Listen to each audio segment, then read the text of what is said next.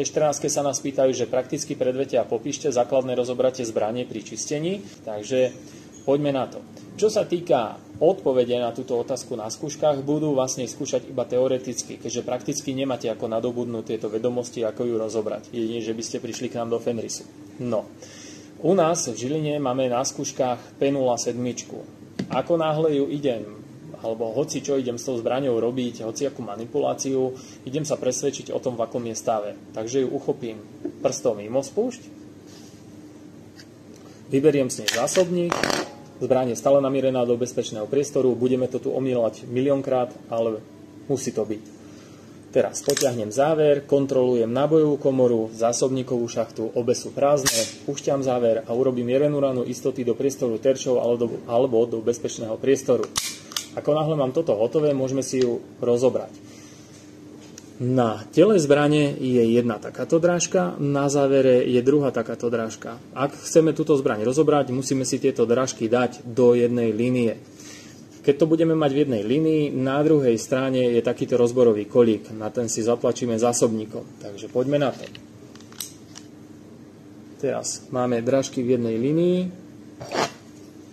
Zoberiem zásobník.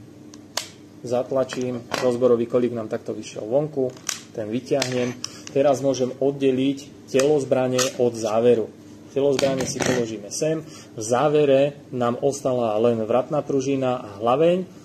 Vratnú pružinu vyberiem tak, že ju potiahnem hore, jednoducho ju zdvihnem, odložím. Hlaveň tiež úplne jednoducho vyberiem zo záveru. Ako ju budeme skladať, je úplne presne opačný postup, takže do záveru si vložíme hlaveň, vložíme vratnú pružinu. Pri tej vratnej pružine si dávajte pozor, až je s osou záveru, už som to tu hovoril v jednom videu, ako náhle by bola takto vyosená, už tú zbraň nezložíte, takže dáme si to do jednej línie. Tuto na závere sú kolajničky. Tie kolajničky nám prídu do tela zbrane, do tejto časti. Budeme to nasúvať spredu. Takže zoberiem záver, nasuniem to takto spredu a znova si zrovnáme tieto dve línie. Trošku. Tak.